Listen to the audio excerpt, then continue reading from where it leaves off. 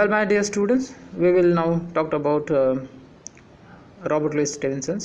He was born in 13 November 1850 and he was dead in 3rd December 1894.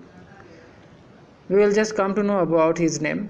Robert Louis Stevenson was the Robert Louis Balfour Stevenson, and he was born at just 13 November 1850 in Edinburgh, state of Scotland. He was a Scottish novelist, poet, essayist, and travel writer. Well, just I told you about the Robert Louis Stevenson. He was a Scottish poet. He was from the 19th century. He had written 40 books, novel, the collection of essay, poem. The Stevenson is best known for his adventurous tales, including The Kidnap, Black Arrow, The Strange Case of Dr. Jekyll II, Mr. Hyde, Treasure Island, and the famous children's adventure story as well. Robert Louis Stevenson spent the last few years of his life as a planter and the storytellers as a Eskimo in the Pacific Ocean, and called the telltales by the locals on the island of Sumon. Stevenson was equally admired by the British readers for his writing about the art of craft of the literature.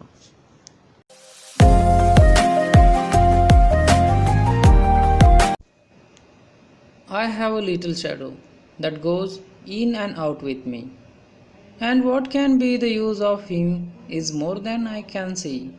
He is very, very like me, for the hills up to the head, and I see him jump before me when I jump into my bed.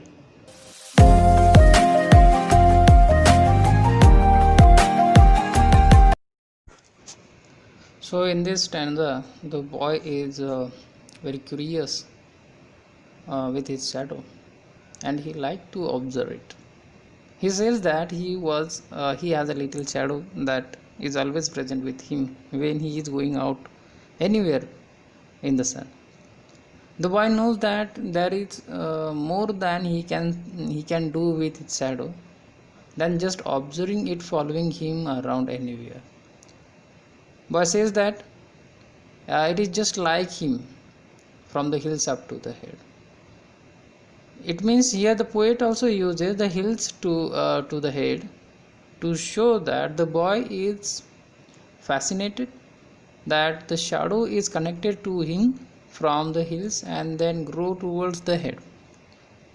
The boy is excited to see how it is always ahead of him, and when he jumps in the bed before he does, so he get excited to see how the shadow is always follow him but is always ahead of him too.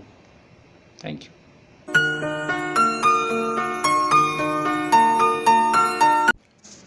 The funniest things about him is the way he like to grow, not at all like a proper children, which is always very slow.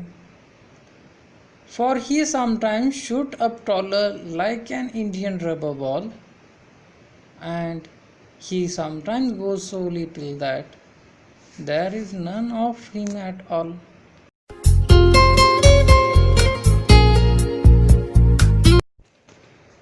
In the second stanza, the boy is fantastic by how the shadow grows abnormally like he has never seen before.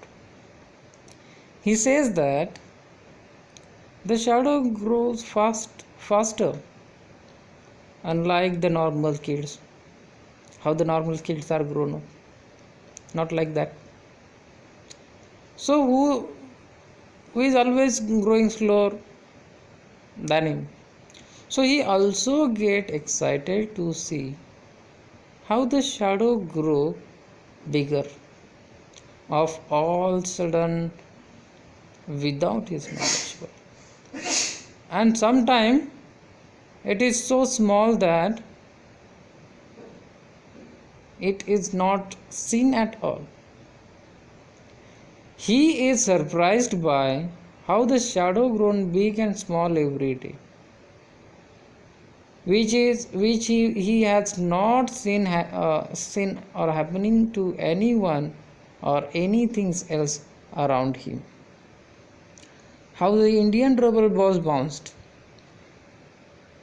So, like that, the shadow has grown up.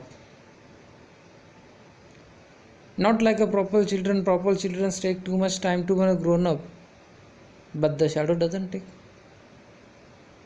Sometimes shadow is taller, and sometimes none at all. It means there is nothing else.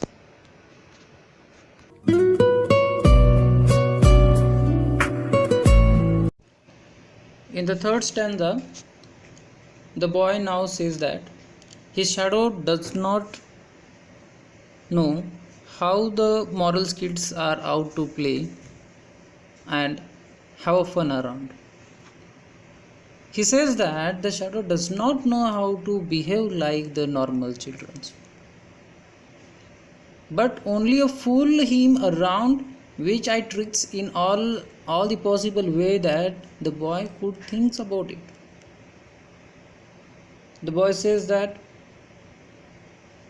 it stay very close to him when he is playing and running around. He thinks that the shadow is a coward and not leave him. It's only stay behind him and follow him wherever he goes.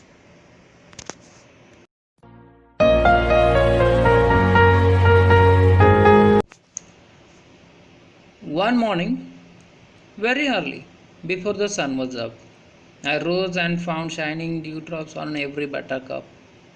But my lazy little shadow, like an errant sleepyhead, had stayed at home behind me and was fast asleep in a bed.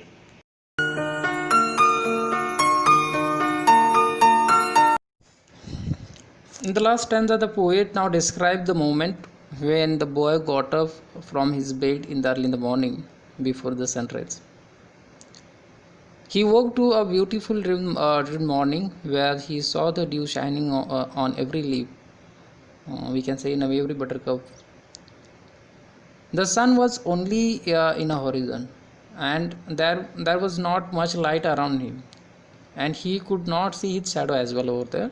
So the poet portrays to the excitement of that boy to see that for his first time his shadow was not following him, and he says that his shadow felt lazy and stayed behind at him while he was enjoying the sunrise. His shadow stay at his bed.